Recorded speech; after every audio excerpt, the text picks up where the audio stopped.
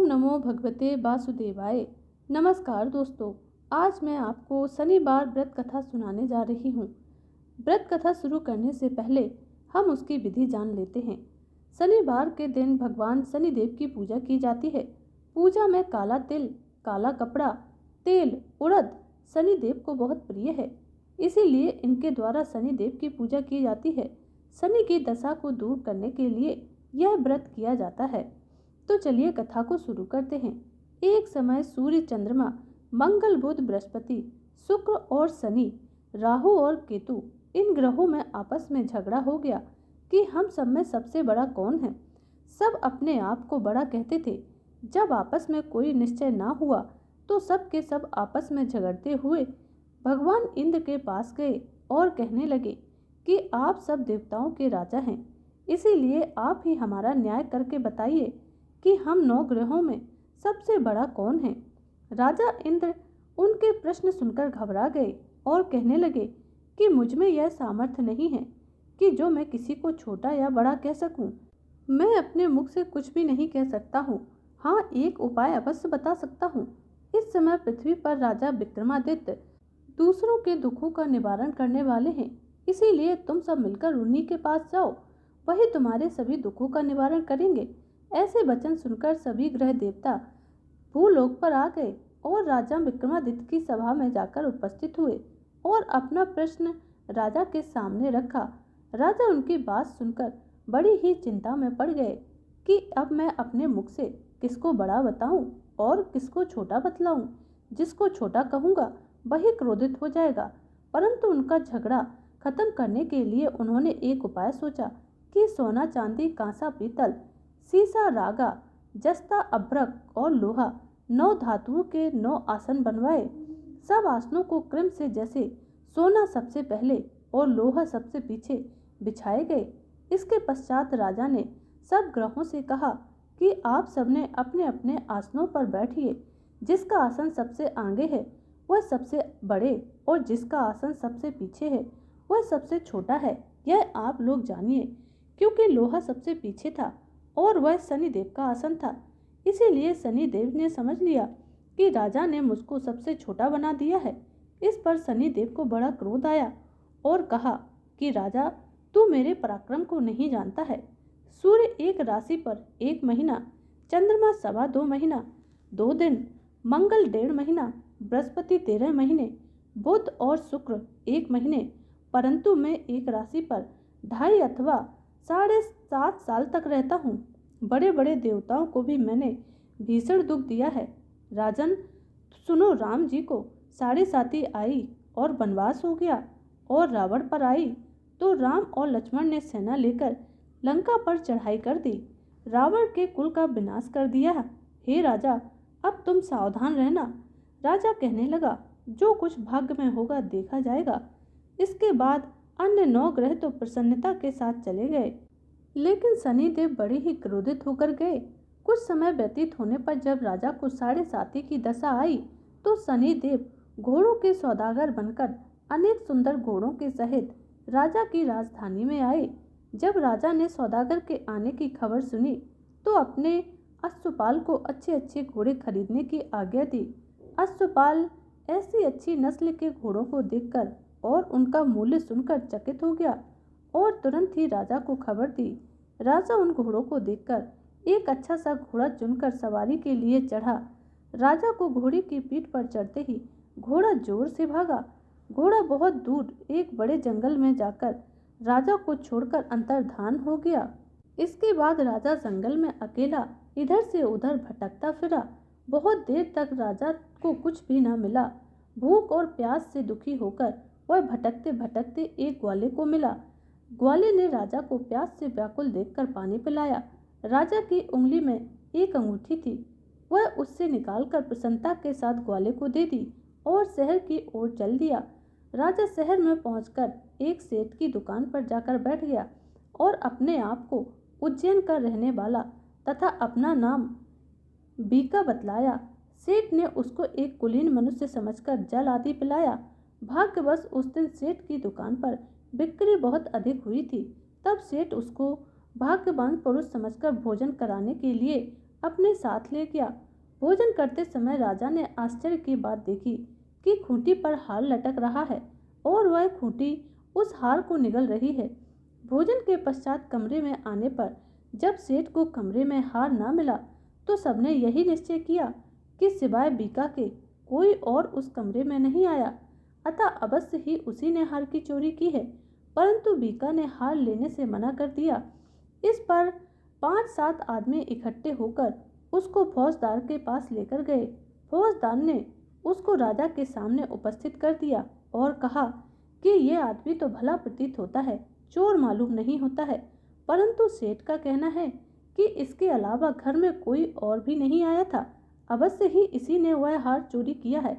तब राजा ने आज्ञा दी कि इसके हाथ पैर काटकर चौरंगिया किया जाए। राजा की आज्ञा का तुरंत पालन किया गया और बीका के हाथ पैर काट दिए गए।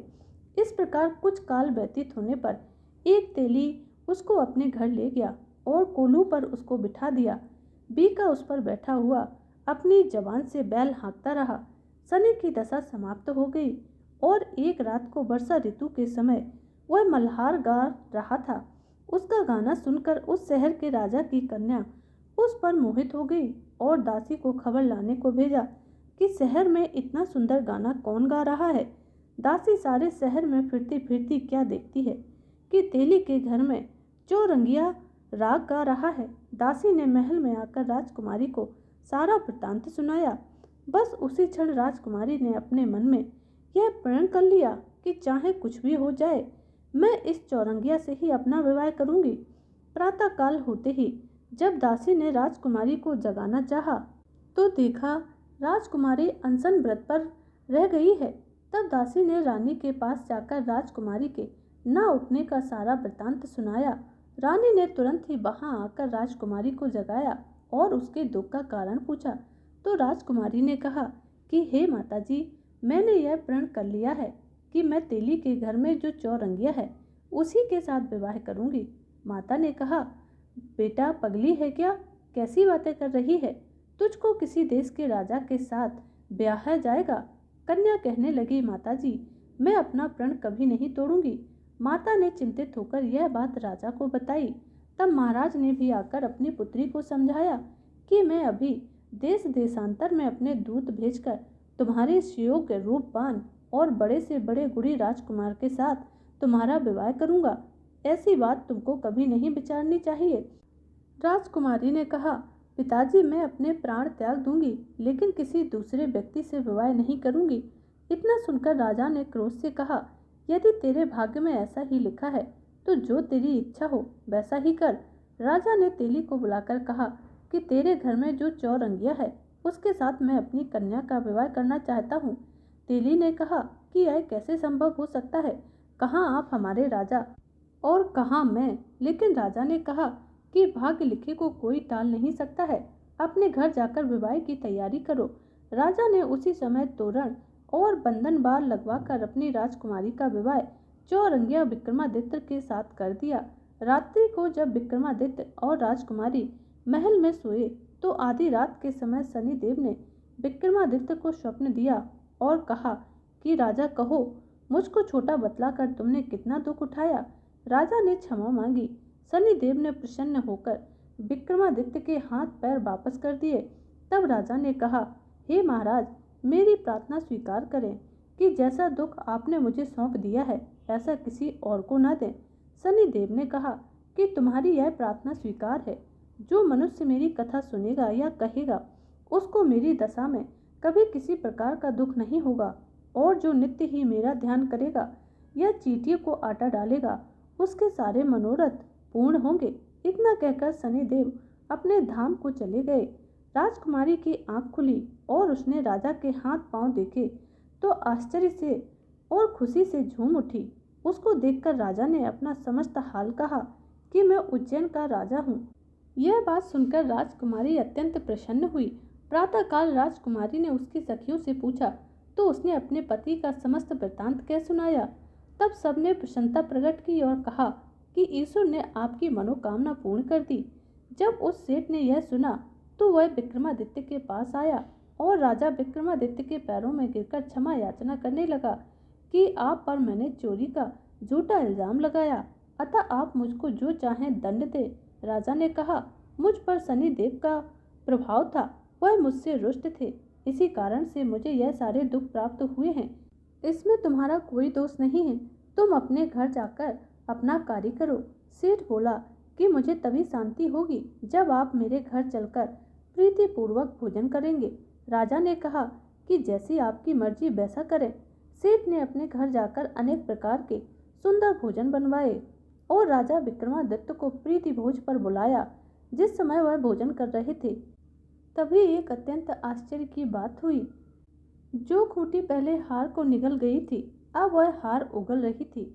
जब भोजन समाप्त हुआ तो सेठ ने हाथ जोड़कर बहुत सी मोहरें देकर राजा को भेंट किया और साथ ही कहा कि मेरे श्री कमरी नामक कन्या है, उसका पाणी ग्रहण आप करें।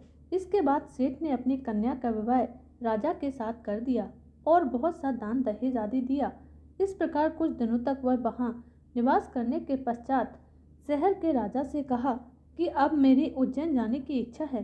फिर कुछ दिन के बाद विदा लेकर राजकुमारी मन भावनी, सेठ की कन्या श्री कवरी तथा दोनों जगह के दहेज में प्राप्त अनेक दास दासी, रथ और पालकियों समेत विक्रमादित्य उज्जैन की तरफ चल पड़े।